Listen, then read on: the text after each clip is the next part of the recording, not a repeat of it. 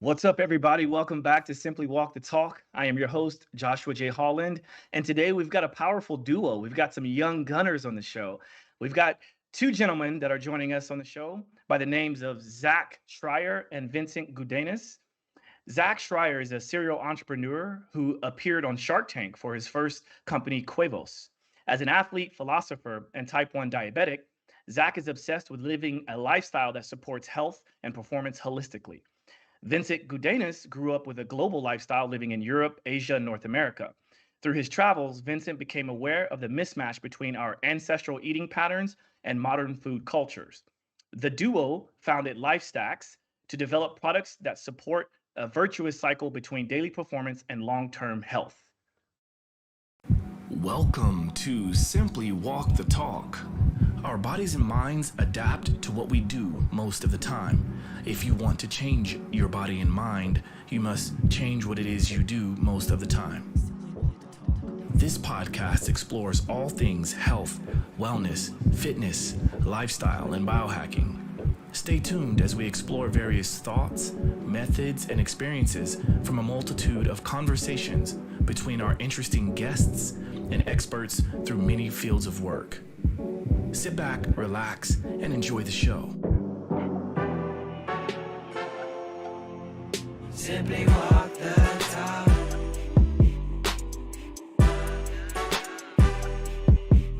Simply walk the talk.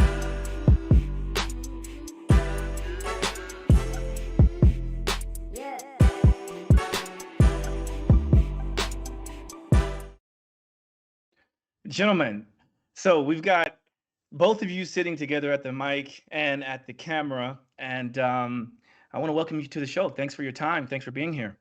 Yeah, thank you, Josh. We're excited to be here. Thanks for having us. Yeah, absolutely. So the first voice you heard was Mr. Zack Schreier, and the second one was Vincent Gudenus. And I promise not to say those last names anymore throughout the show because they're hard enough. But where are you guys calling in from? We are calling in from Chicago, Illinois. This is where I grew up, and actually, Vincent grew up elsewhere. I'll let him tell you about that. Yeah. Yep.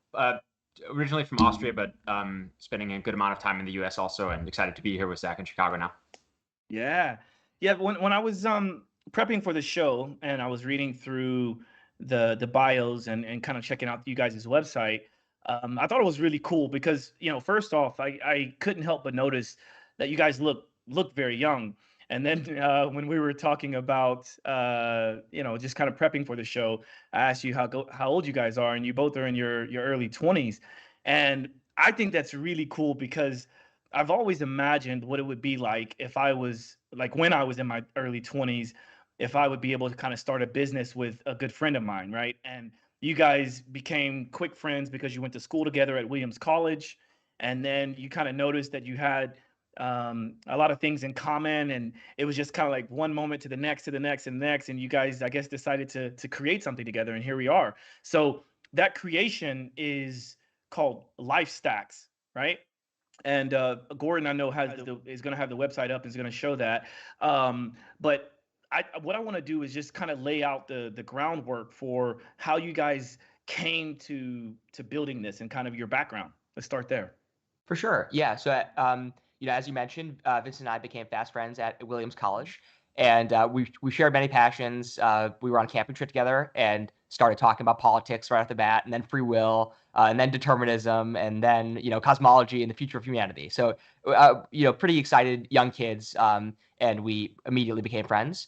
We also shared a passion for, let's say, mind-altering substances of different sorts. But we discovered pretty early that we wanted to find solutions that would help us to perform better and live healthier. And some of the mind-altering stuff that you might get into as a college kid, it's fun and it's interesting and maybe even insightful, but not necessarily the best for long-term health.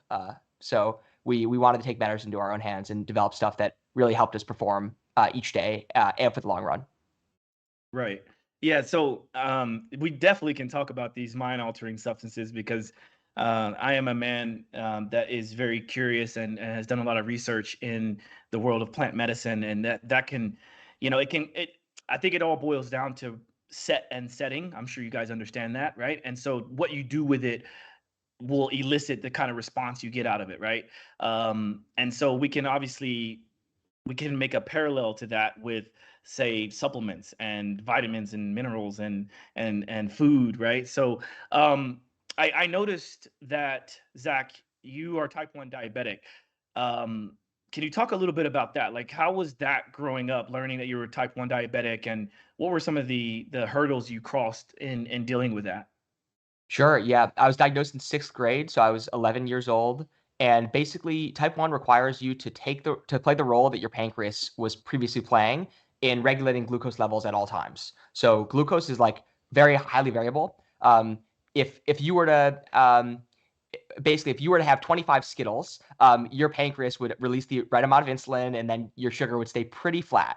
But if I were to have 25 Skittles, my sugar would double. And so it's basically up to me to do the amount of insulin that's required to take all that extra sugar that I might have and basically transport it to the cells. It's a constant balancing act. It really is pretty relentless.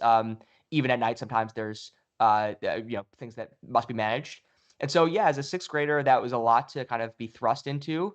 Really had no choice at all. But what I would say is that it started me down this health journey, getting really focused on the way that different things that I would do and eat would impact long-term health and performance. And so, of course, I would take the cure immediately, but I'm somewhat grateful that I was put in this kind of space by necessity. Yeah.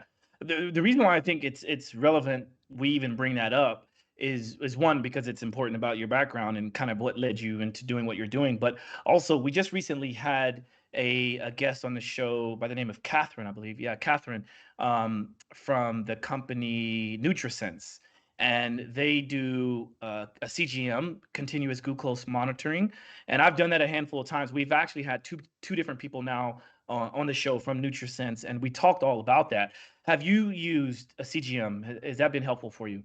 Yeah, certainly. So now for type 1 diabetics, CGM is kind of the first, the first like technological intervention that's recommended. It basically gives you a constant view into your sugar. And I used to have to prick my finger 10 to 15 times a day just to get this sort of snapshot view of where I was. But with the CGM, I get a reading every 5 minutes.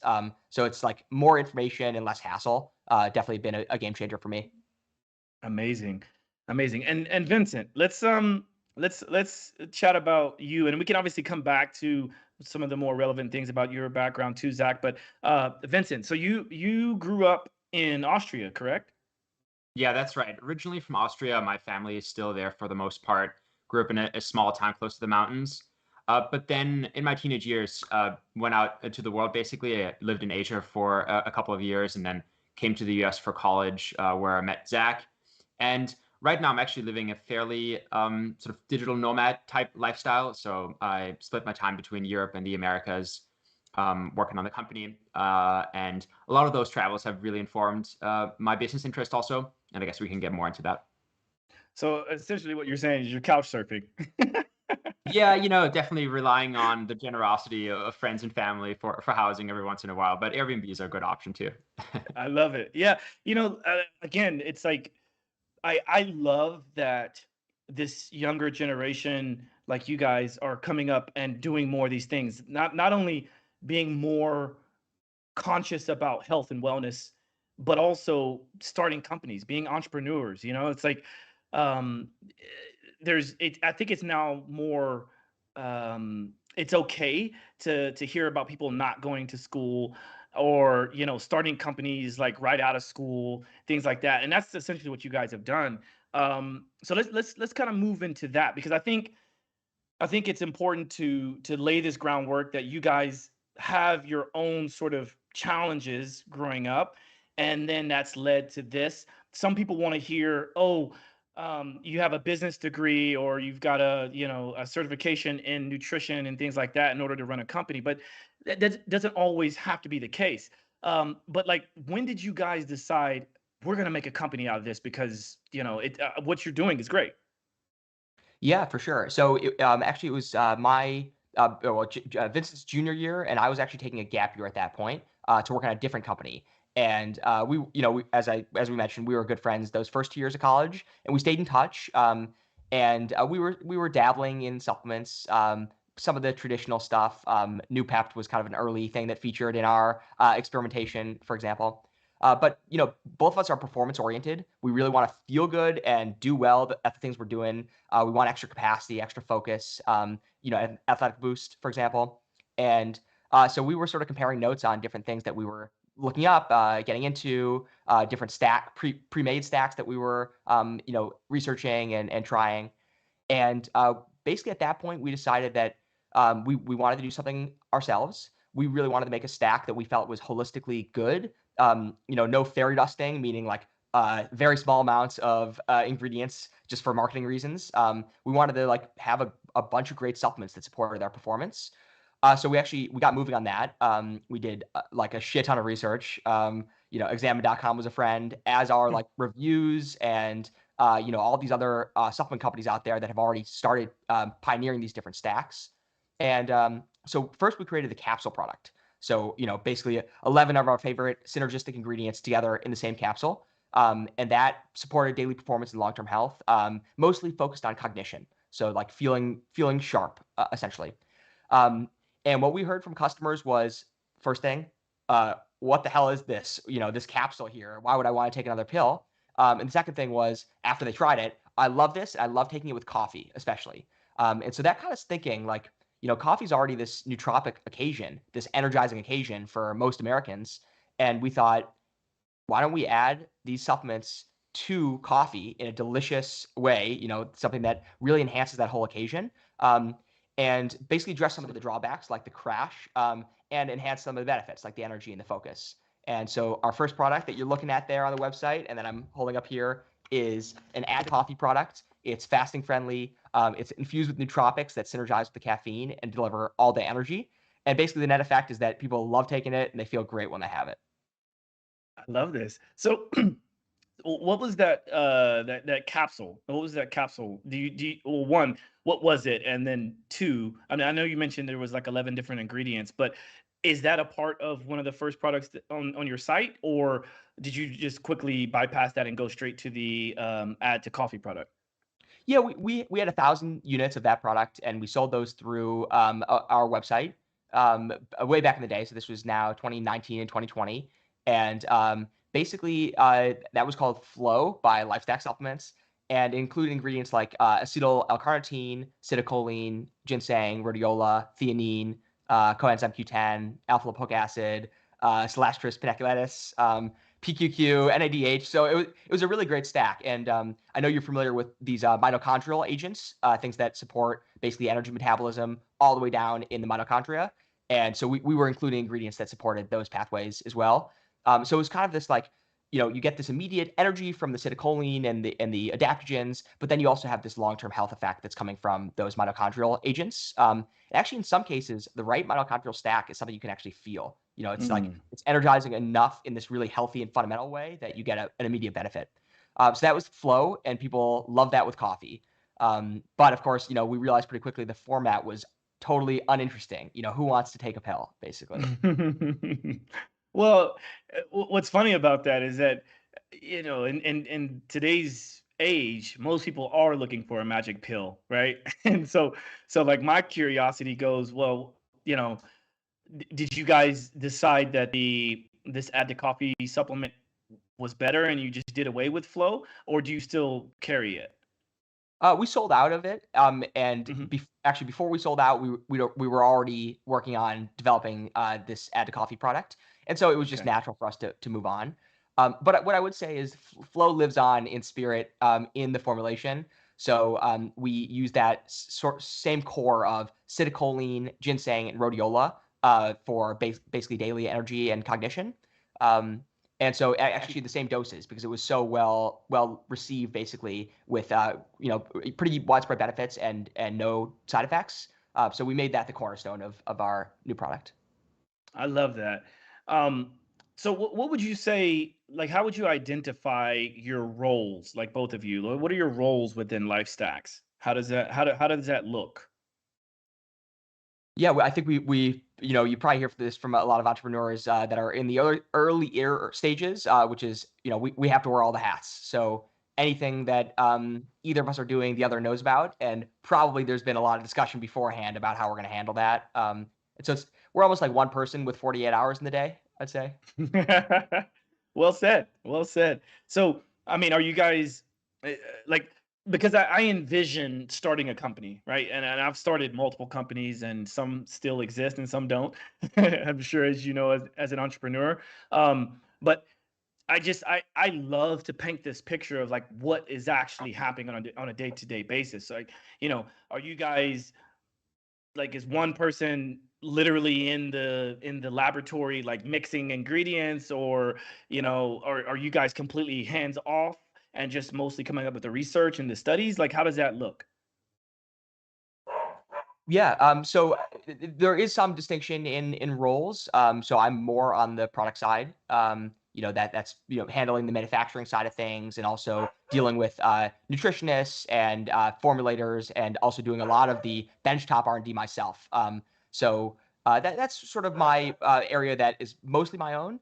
Vincent really deals with a lot of our like third parties, basically, besides the manufacturer. So designers that we're working with, freelancers, that's a lot of his area. Yeah, I think we're still in a fairly early stage of the company where a lot of things happen. There's not that much bustling going on. There's like things happening one step at a time, and so it helps to have these 48 hours in a day. But I think we're hoping to get to a stage where a lot of things are going to be happening concurrently and bustling. So I think it was were both of you on Shark Tank, or was it just you, Zach? It was me for my first real company called Quevos. So we made chips from egg whites, also inspired by my diabetes. And that company actually got a lot of like sort of public interest because this was 2018 and keto was kind of taking off, and people love egg whites and thought it was really interesting to do a snack made from egg whites. Apologies, these are my dogs in the background. Sometimes they go crazy. They're making an appearance. What's up, pups? I wonder if I should go quiet them down. Well, all right. I guess we'll have to deal with it. So yeah, basically, that company a few years in was at a stage when Shark Tank was interested in having us on the show. Yeah, maybe this is probably a good time for a Pomodoro break, because I'm sure you're gonna have to get up to do it. But I do want to hear about this Shark Tank thing. And in fact, Gordon, do you think maybe we can find is that clip available of you online, Zach, with the Shark Tank? Yeah, I'm sure there's a trailer that shows us for free. Otherwise it's like $2 on YouTube to buy our episode. Oh, wow. Okay. All right. Well, and now the dogs quieted down. The dogs are like, oh, wait, you about to come and shut us up? We're going to be quiet. Yeah, I mean, that's very interesting, because I did notice that, it's made out of egg whites. And of course, we can always talk about that. And I don't want to divert too far away from Lifestacks, which is what you guys are doing now. But it is fascinating, because I used to watch that show religiously. And I learned a lot in terms of being an entrepreneur, because of all the questions that would be asked. And and there was a whole bunch. You could just see the difference between someone who's really passionate about something, and they almost won't let anyone tell them that they're wrong. And so I'm always curious, like, how people deal with being on that show. That's pretty cool. Yeah, for sure. I totally hear what you're saying about some people that are not willing to be wrong. It always surprises me that people have that much kind of confidence and even ability to talk to the sharks like that with so much conviction. When I was out there, it was like we stayed buttoned up. We tried to stay really kind of humble and kind of just to the point. Keep it very factual. And our orientation was, when a shark went out or gave us a reason they weren't interested, we would thank them and move on. Basically, it's about the sharks that are left, to make a deal with, not the ones who are walking away. So it's not worth getting into one of these screaming matches. That just ends in embarrassment usually. Right, exactly. And I would imagine, correct me if I'm wrong, but I would imagine once you establish some kind of connection with them, I would imagine that it should or could cross over into what you're doing now. Is that true? That's a good question. Most of the relationship that I have with the shark that we made a deal with, Daniel Levetsky, is through Quevos. He's aware that I've been working on this project with Vincent, and certainly he'll be eager to follow along. Maybe in the future there's an investment, but we haven't propositioned him yet for that. Ah, that's cool. That's cool. Okay.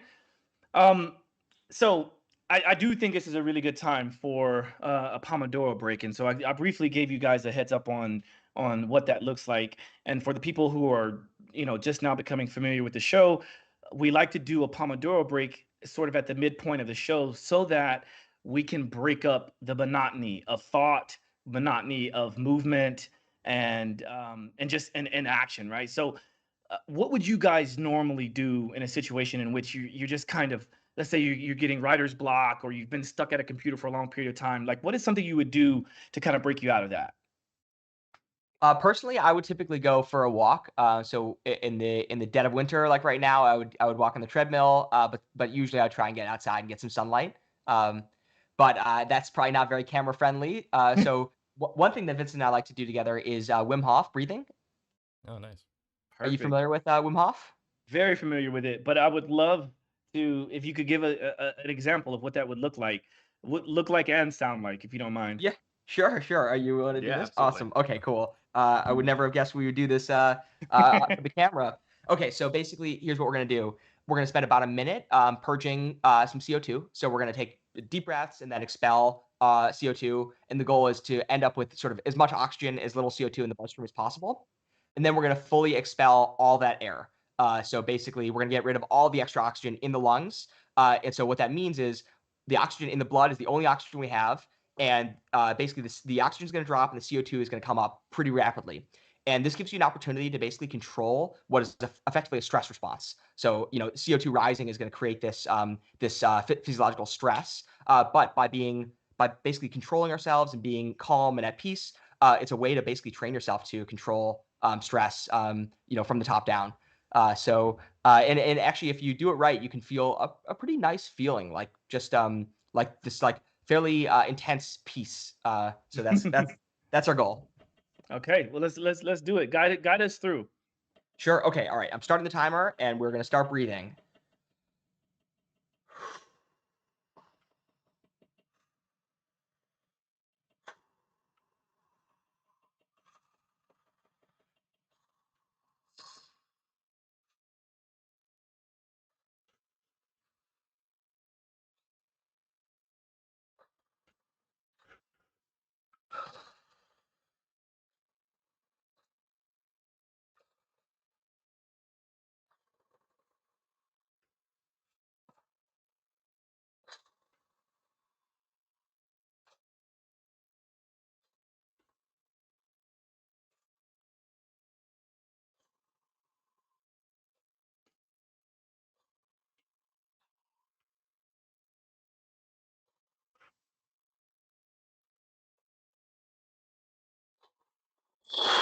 One last deep breath. Expel.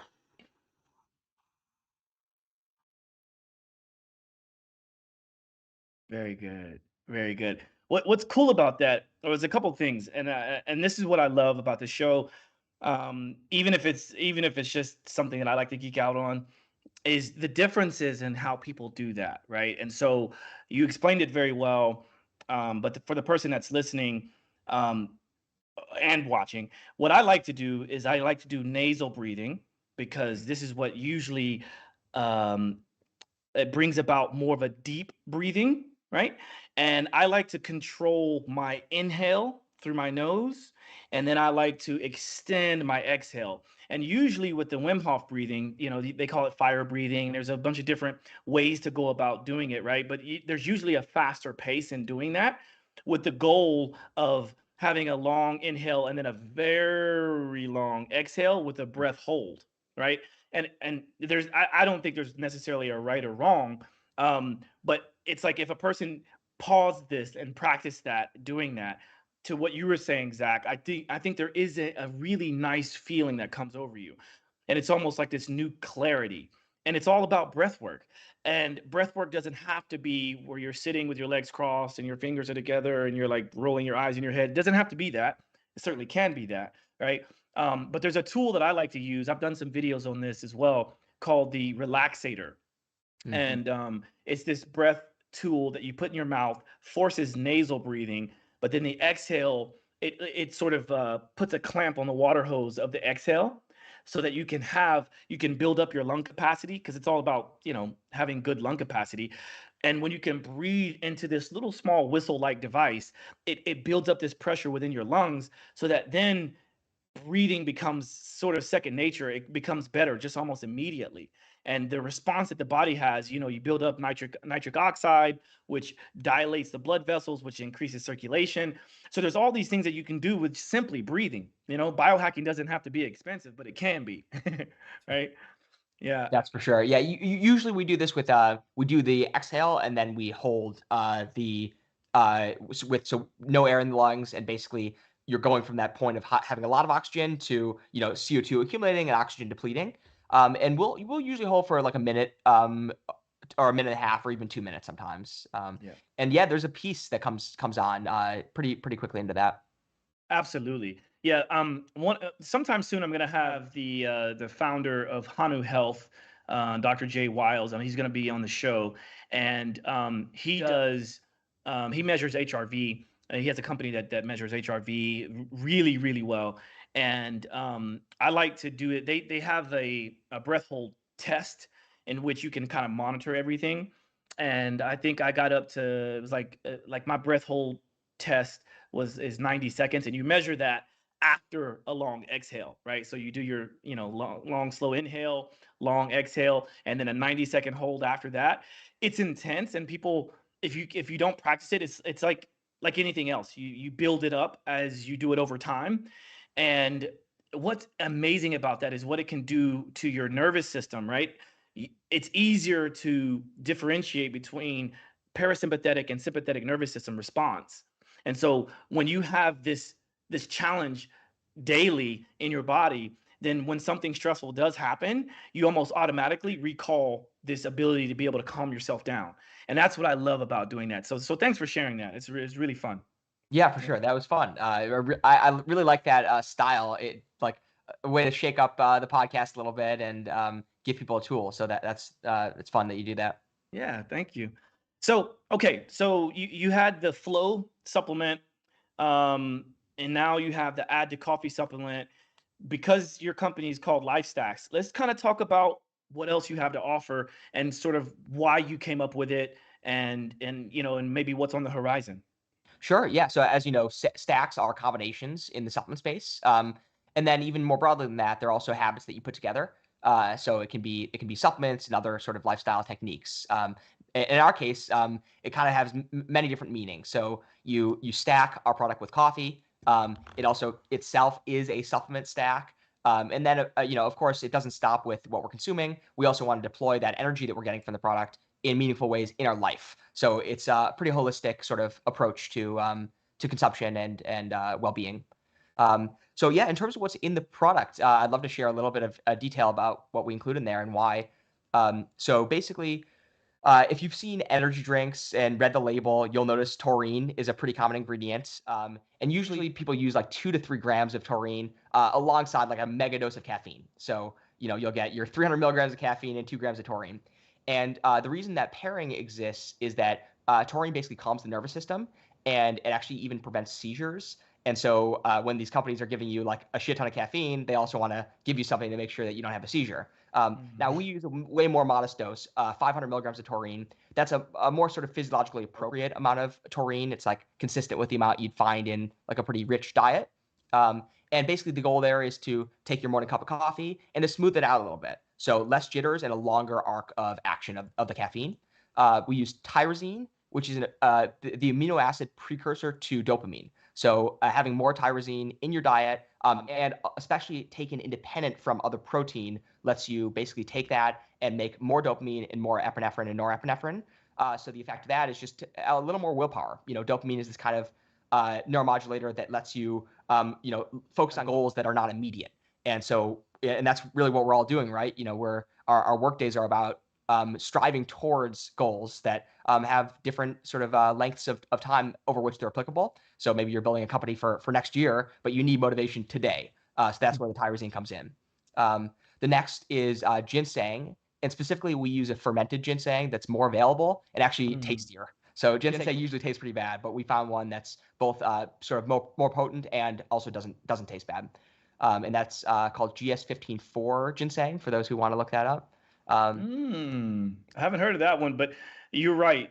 Most of the time, people who've had like bona fide ginseng, it literally tastes like dirt because it's a root. It's a root, right? And so it tastes exactly like that. Yeah, you're right about that. So and then the next is citicoline. Citicoline is a choline precursor, or actually rather, it's a choline donor and an acetylcholine precursor. Acetylcholine is the learning neurotransmitter. And so basically, by having higher levels of choline in your diet, you'll end up supporting the system that helps you learn and form memories. And actually, that ingredient in particular has been studied for cognitive decline. It increases working memory and also mitigates decline. The next is rhodiola. That's the second adaptogen that we use. And rhodiola has been clinically studied for its anti-fatigue effects. So in one study, they took a group of doctors, put them on 100 milligrams of rhodiola, and measured outcomes over 6 to 8 weeks. And basically, the doctors on rhodiola performed much better, felt better, their mood was higher, they had more energy at the end of that study. And there's many others. It's a very well-studied herb. And then we've got uridine monophosphate. It's a dietary component. It's also a nucleotide base. And actually, for that one is included in lots of nootropic stacks, but it's less well studied other than for safety. Of course, it's safe and it's found in the diet in high amounts, so no worries there. But we use it because anecdotally, it actually enhances the potency of caffeine. And then so it's like make your cup of coffee go further. Use less caffeine but get more stimulation. And then the final ingredient is huperzine, and huperzine is basically stops the breakdown of acetylcholine. So it basically keeps that learning neurotransmitter around. The effect is just a sharper mind and more wakefulness as well. So this stacked together basically provides sustained energy. People notice like no afternoon slump. They can sometimes drink less coffee and feel just as good or even better. And then we love it for like work sessions and workouts. So really anything in your day where you want energy and motivation, the stack is really well designed for that. Yeah, one of the things that comes to mind as a question, and I know how I would answer this, but I like to play sort of put myself in the shoes of the listener or the viewer. How would this work in terms of like a fasting mimicking diet or intermittent fasting protocol? Like what would you suggest to someone who's curious about how that may affect their fasting protocol? Yeah, absolutely. So the first thing I'd note is that there's many different kinds of fasts. So fasting is really just abstention. And of course, you could abstain from everything. We certainly wouldn't suggest abstaining from water. And most people, don't find much reason to abstain from coffee, for example. It basically enhances the fat burning and metabolic health effects of a fast without really compromising any of those benefits. The only reason you might abstain from coffee, for example, is just if you're looking for a full digestive reset. So that's one reason to fast sometimes. You just want to take nothing in, you want to clean out the gut. But outside of that specific purpose of fasting, if you're more like most people, just looking for longevity benefits, health benefits, performance benefits, then certainly you'll have your coffee. And you can also have other fasting supporting supplements and nutrients. So in this case, we use MCT, which is a ketogenic fat. We use only 45 calories from MCT and from fiber. And just for your audience, 45 calories is about the amount you'd use if you walked for 10 minutes. So this amount of calories is not going to stop you from burning your own endogenous fat stores when you're fasting. That's still a key goal, and it's something that MCT is not going to help you, is not going to get in the way of. And so, yeah, basically, this stack gives you energy and supports those fat burning pathways, including ketosis, without compromising it. So for people that are having any trouble fasting, maybe it's hard to skip breakfast. It's just not a lifestyle they're used to. They snack a lot. They eat a lot of meals. Having something like this that keeps you full, keeps you energized, keeps you from thinking about food. It could be a great way to basically kickstart the fasting lifestyle. Josh, if I could, one thing I would add here is that we think that the product really supports fasting in a modern context. Also, a lot of people report feeling tired or kind of deprived when they're fasting, and that's fairly inconvenient when you're going to the office and have a lot of stuff to get done and have a lot of meetings to get done. So we think that fasting isn't about feeling deprived, and the stack really helps with that. You can have a normal, productive, energized day while also abstaining from food. Well said. Yeah, both of you, well said.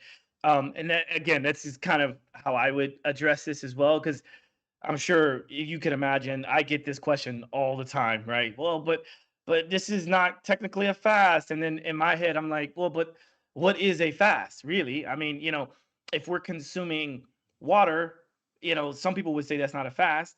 But then you can go as extreme as I'm not sure if you guys are familiar with Prolon by Walter Longo, but I really love the research behind what Prolon is doing. And it was actually the first time that I experienced what it's like to do a proper fast to bring up this autophagy, cellular cleansing, to be in deep ketosis and all these things while having food, right? And basically the idea there is to be able to get just beneath the point of nutrient sensing, right? So the nutrient sensing pathway, once that kicks in, then a whole host of other things start to kick in and your body does what it does, right? But if you can get just beneath that nutrient sensing pathway, then technically your body is in a fast, right? It may not be in a water fast like state, but what are the implications of doing that? Well, like you said, maybe not as much energy. It certainly puts a damper on your lifestyle, right? Like if you're out and about and you're not even having water, or you're only having water, it just makes it challenging, right? But if you can have soups and olives and little bitty crackers and things like that, it's one of those things that I've now suggested to all of my health coaching clients is to try Prolon. And so I would have to like check in with them to see how this would fit into that.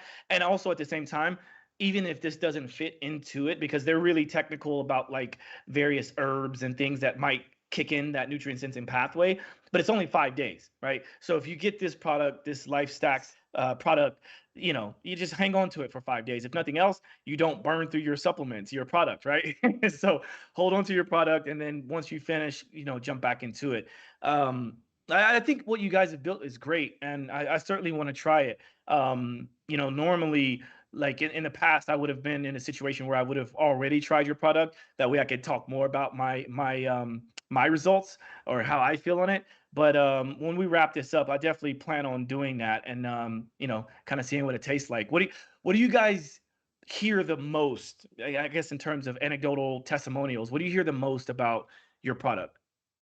The thing I think we hear the most is basically this like sustained energy. So people are really reporting there's no afternoon crash. Their cup of coffee lasts longer. And then often that means they don't have to go back for another cup of coffee. And then, sort of stepping back, my experience with in the consumer packaged goods space before this, the thing that you hear basically is taste is king. So, whatever the functional benefits are, people have to enjoy consuming it, or else basically they won't, no matter how healthy it is. And so as we were formulating this product, it was absolutely crucial for us to be able to deliver on taste. We're enhancing your cup of coffee in every way. That's not just the energy and the nutrient side of things. It's also the way that, you get to enjoy that cup. So we hear that a lot too. People really, really love the way it tastes. One thing I'll add here is Zach and I have both been inspired by the Atomic Habits book, and really your habits are only as good as your ability to execute on them. So it's very important that the consumption experience is delightful and enjoyable, and that's really what we try to do with a sort of very delicious, almost decadently delicious morning drink. Well, what I think is really cool about what's happening so far is that it's like you guys you're ready. You know what I mean? Like you're prepped for another Shark Tank round. You know what I mean? Like I would never consider myself a shark, but I love how you are kind of touching on the various different topics, and I see why you guys work well together. I think this is amazing. The next question that comes to mind for me though is right now I see one SKU. I see one item in your cart. What's next on the horizon? What are you guys looking to next? Sure. Yeah. So there's one product that is coming soon that we are comfortable mentioning. So basically, with fasting, as we've already talked about, there's certain things that you can use that help the benefits of the fast without actually compromising what you're going for in terms of metabolism and autophagy. And so often people consume electrolytes when they fast. And so we've had our eye on making electrolyte products with a stack of nutrients that supports all aspects of fasting, including energy, but also the metabolic benefits. So that's coming soon. We've been enjoying the beta versions of that stack. The energy that you're sensing from us is in part coming from that product right now. Okay. All right, cool. Yeah, and I think like you guys are set up to, like with the name of the company, and you have a beautiful website. It's all amazing. I think you guys are set up to have, multiples and multiples and multiples of stacks in the future, which is really cool. And also, before we started recording, you were asking me about my blue tongue, and about methylene blue and things like that. I would love to sort of behind the scenes work with you guys on, some of the other things that you're talking about, because it's like I travel a lot, right? And I see that this probably travels very well, like this Lifestacks, the add to coffee product. And so I'm always looking for things that make my life easier to help keep me at, operating at a high performance. And this looks like something that would be easy to add to the mix. Um, what are some of the downsides though? Like, because it's easy for me to get on here and talk about all the upsides and how amazing the products are and things like that, but I don't want to be a person that only talks about the downsides. Like, are you guys seeing like any sort of negatives? Because I'm sure there's somebody out there who just either doesn't like the taste or it doesn't work for them. Can we talk through some of that?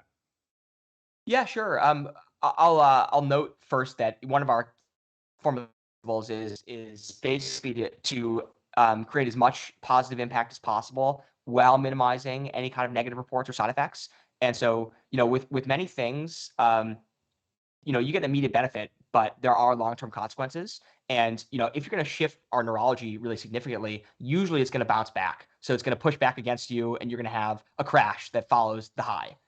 That's a pretty generic kind of report from a bunch of different substances that affect a bunch of different systems. But in this case, instead of like really aggressively pushing the system into a new state, we're just supporting it functionally with appropriate but not excessive amounts of different ingredients. So as we mentioned, that we've got a subtle effect on the dopamine system, a subtle effect on the cholinergic system. We've got this nice natural energy coming from adaptogens, but in none of those cases are we like really hammering the system and giving you a huge dose of something that you're going to crash from later. So in terms of those effects, we're not really seeing or hearing reports of cognitive side effects. Maybe the only place where we sometimes get a report is we've chosen to keep the net carbs in the product very low. We don't want to compromise the fast, so we're not using sugar or any sugar substitutes, and we're also not using any artificial flavors or artificial sweeteners like sucralose, for example. So we do use stevia, and some people find that stevia has an aftertaste. So that's the only thing that we sometimes hear negatively about the product. But in the future, actually, we are looking at many different stevia extracts that have different flavor profiles. So I think even that slight drawback for some folks is going to go away too.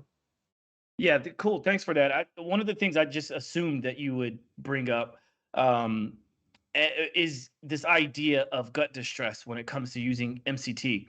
And I know not everyone experiences it, but people do experience gut distress from having MCTs, especially if they aren't fat adapted. So, do you have any experience in that, or has it been all good for you guys? Yeah, we use a pretty reasonable dose of MCT. So anytime you're sort of looking at like gut distress with MCT, the recommendation is always to start at an appropriate level and then titrate up from there. So we use 6 grams of Go MCT, which is MCT oil. It's C8 and C10 that is bound or carried on acacia fiber. So basically, at the same time that you're getting this fairly novel oil, it's bound to a fiber that is soothing for the gut, and at a reasonable dose. So people aren't actually reporting any gastric distress with the product. If your listeners are going to go and buy like some MCT oil and take a tablespoon of that in their coffee, then they might have some problems. So we recommend starting at a reasonable dose.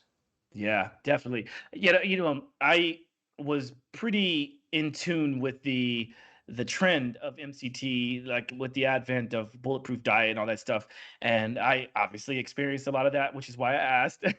And then there was a few companies that came out. I actually had the founder of Bub's Naturals on my show, and that was among one of the first companies that introduced to me the powdered form of MCT.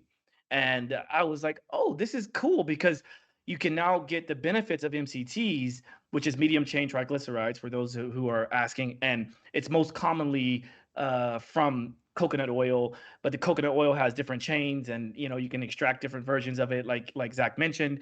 But when I started using that, like I didn't have any issues, right? Because let's face it, when you use the oil, it's easy to have too much, right? Especially if you don't want to sit there and measure it, because I eyeball everything, right? And so it's easy to kind of get carried away when you use the oil. But when you have a powder, it's a little bit easier to manage, and it's easier to travel with, right? So that's why I love that you guys have that as kind of one of your main staples. And MCT, like I just finished reading this book called Ketones, the Fourth Fuel, and there was a lot of talk about MCTs being a benefit along with MCT oils now, or along with ketones. Now, some companies, I don't know if you guys are well versed in ketones or not, but some companies say to take those separately because of that whole gut distress situation. But if you have both in your diet, they can be very, very good for you. So do you guys do much with ketones? Have you researched it at all? We've looked into some companies that are doing that sort of stuff. We haven't thought to include any sort of ketones in our stacks yet. Most of that's around format and flavor and all that. But it's something we might do in the future. Yeah. Yeah, it's one of the first things I thought of when you started telling me about your flow supplement, the capsule. The one of the first things that came to mind when you said you have like 11 different ingredients, I thought cost. I was like cha-ching, cha-ching, cha-ching, cha-ching, right?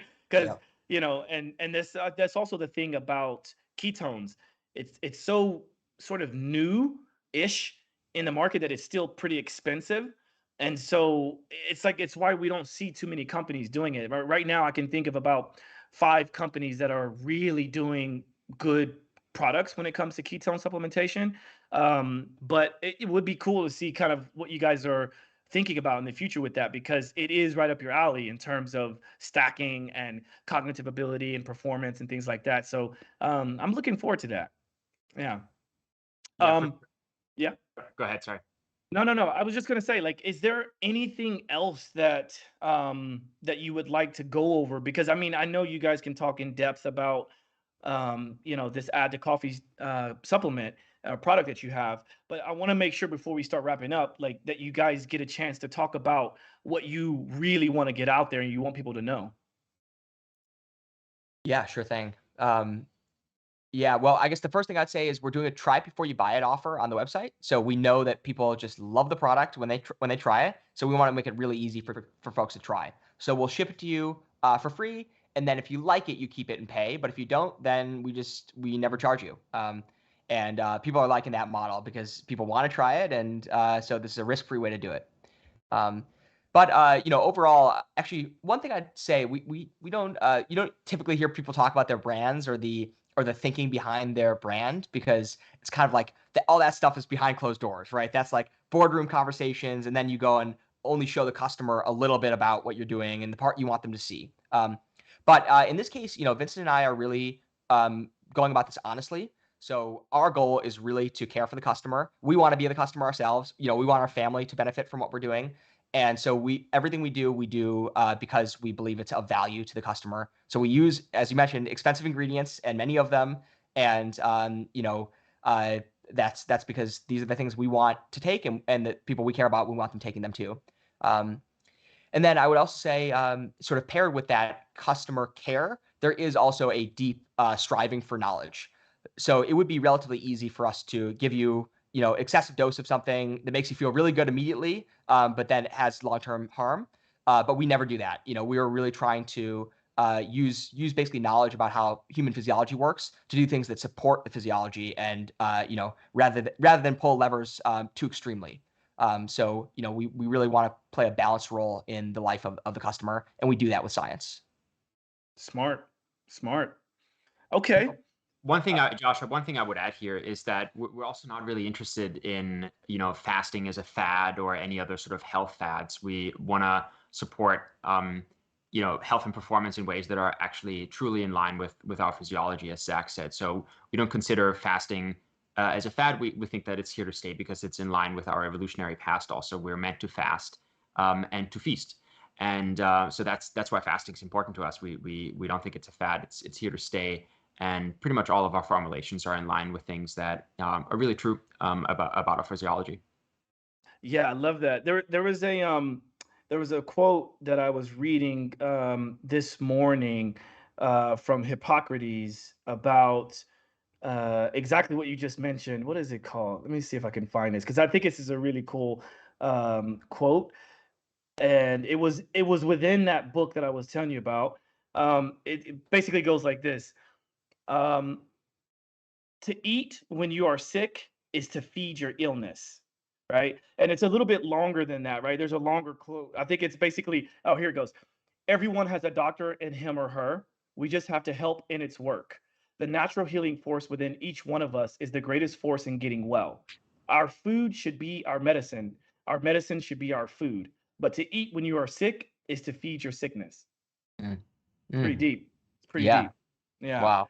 Yeah. So well said, Vincent, because I agree with you. I think um, it it kind of goes back full circle to what I mentioned before about everyone's looking for that magic bullet, but that magic bullet might be fasting, right? Or at least intermittently fasting.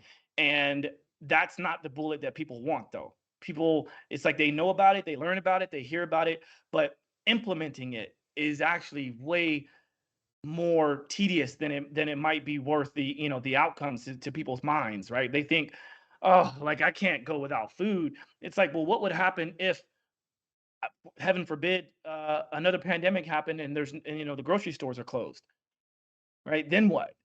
You have to rely on the all this extra food within our bodies, because I always say, if you have any unwanted body fat on your body, then you obviously have an opportunity to do what's called internal feeding, and that's fasting, right? But Yep. if you don't ever access that, oh, it's gonna be tough. So I would just encourage people to try fasting out.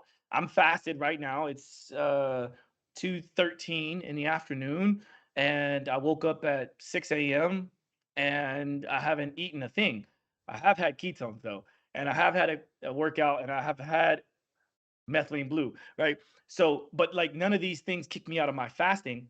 And I could go the rest of the day. This is one of the benefits of having something like your add to coffee product, or having ketones, or maybe both. And so I just want to encourage people to kind of to key in on this important point. If you take nothing else away from this, think about that quote I just mentioned, and maybe try some of Lifestacks supplements. Yeah, love all that. You're totally right.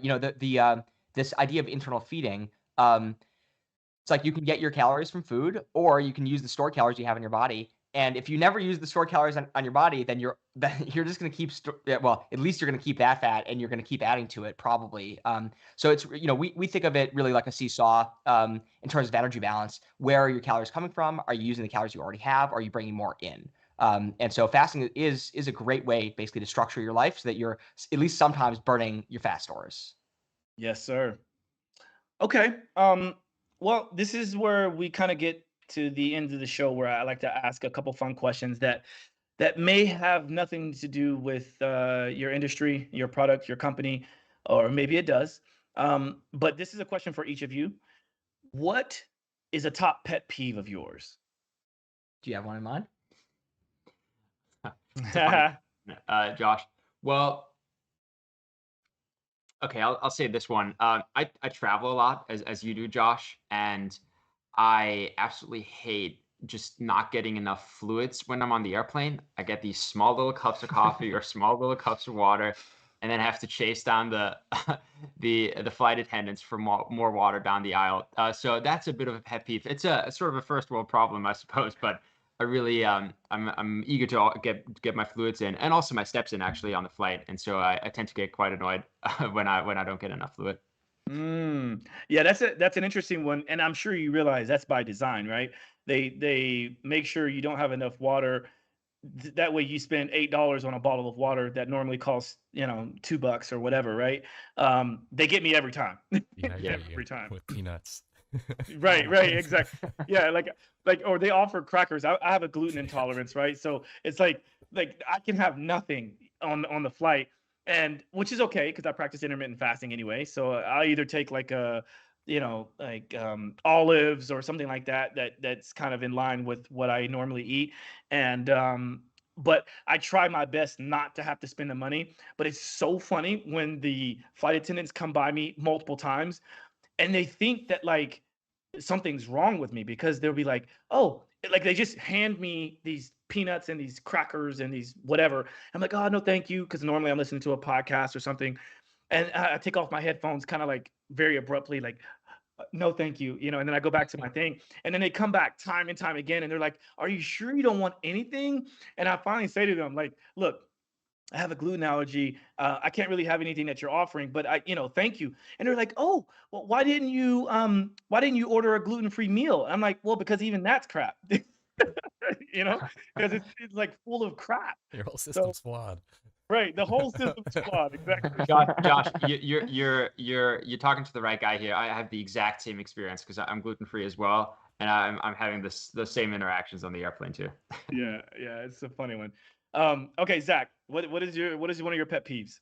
Yeah, mine's a little slightly different scale than this one about the flights. There's this phrase, popular phrase about like everybody's entitled to their opinion.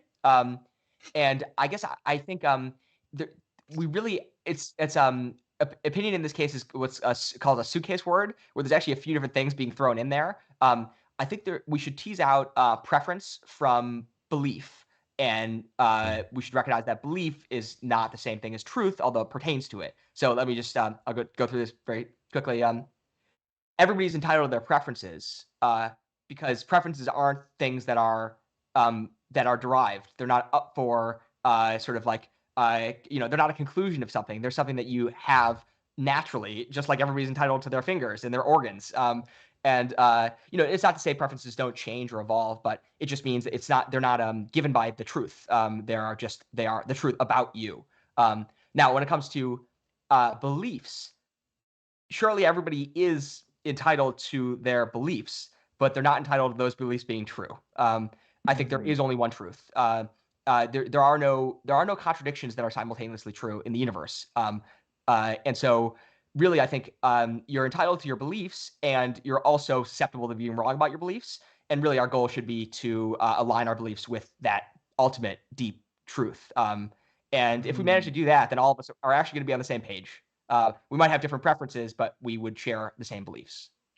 And that, my friend, is very evolved of you, especially at your young age. And I imagine that those mind-altering substances you talked about in the beginning probably had something to do with that. Maybe not, but I certainly agree with you. And I think I had some of the most profound thoughts like that when I was in a journey, right? Let's just say that, or on a journey. And I feel like we all are on a journey, but when you can kind of understand that we are all one and that everything affects everything, then it just kind of allows you to think a little differently, So well said on that. Well said. Okay, for my next question, this one's also a fun one, probably my favorite of the show. What is something you're most grateful for? And I'm really curious about what you guys have to say, mostly because you're young, and I want to, I imagine you guys practice gratitude. So I would like to know what's something you're most grateful for. Yes, I can keep it up. I can go for it if you want. Yeah, go for it. Okay. All right. Great. I love our time in history, actually. I think, is that what you're going to say? That's very funny. There's a good amount of like concern and complaining about the state of the world at this point. And that's all, it's valid to be sort of existentially nervous at this point, because there's a lot of risks that could compromise the future of humanity. But I think this is basically this is the best way a late stage civilization could look as it faces these risks. We're actually a very cooperative species. That's how we managed to scale in the first place. We are quite empathetic.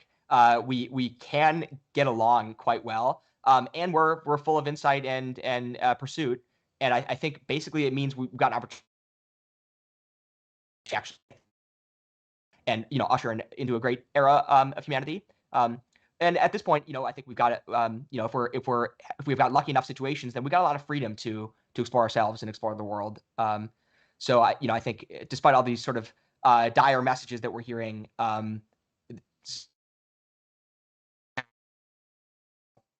Yeah, that cut out for a second. Gordon, were you able to catch all that? It caught a little at the end there. Yeah, it cut out a little bit at the end, but I do get the gist of what you were saying, and I certainly appreciate that, and I agree. The other side of it, if I were to steel man that comment, would be that that's a very first world privileged perspective, right? And again, I think about, like, I've been to Africa, I've been to third world countries and things like that, and to your point, like, the world is dire, right, to them, and a person's worst experience is their worst experience, right?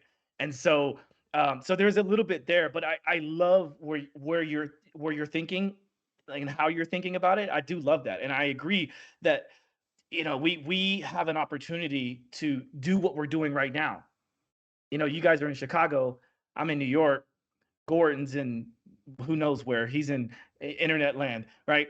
And we're able to have this conversation and be able to talk about these things to change. And you guys are our future, really. You know what I mean? You guys represent our future. And so to be able to hear you talk at this level is really cool. Really, really cool. Vincent, what is something you're most grateful for? Yeah, well, I was going to say the same thing as Zach just did. So I'll second what he said, but maybe relatedly, this, life is fleeting, and it's brief. Really, no matter how many decades you get. And I am trying to sort of like cultivate an abundance mentality when it comes to life. Also, there is a lot of opportunity and there's a lot happening, and so I try to cultivate an attitude of gratitude to those immediately around me. So I'm very grateful for my family and the opportunity that they have given me, and also for the friendship that I have with Zach. So life is short, and it's sort of existentially dreadful in a lot of ways, but it serves to cultivate an abundance mentality for the opportunities that lie ahead, and I'm certainly trying to do that. And I think that's inducing more gratitude to those around me also. Beautiful. All right, gentlemen. What is and obviously Gordon is going to list all of the websites and the socials and things like that. But for those that are listening and watching, could you let people know the best ways to find out more about what you guys are doing, what's on the horizon, your socials, all of that stuff? Yeah, sure thing. We're at lifestacks.com. That's STACKS, STACKS.com.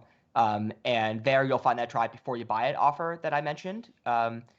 And we are on social, Lifestacks_performance.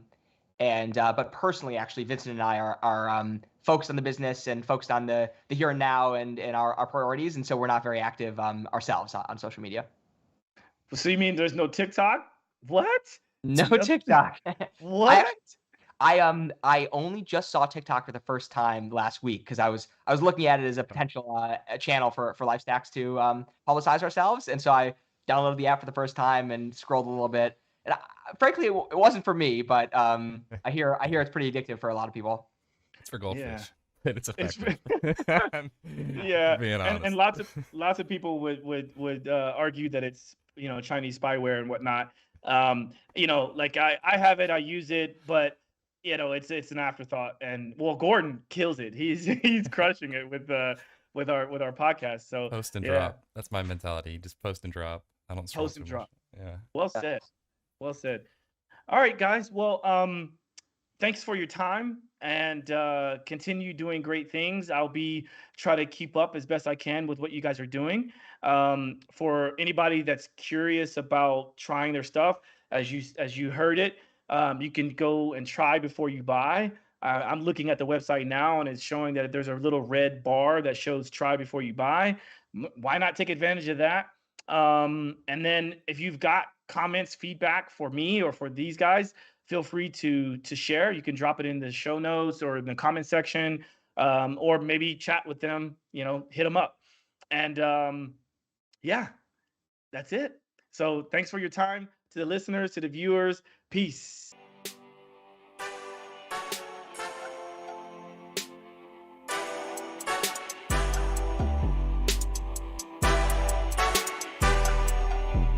Simply walk the talk.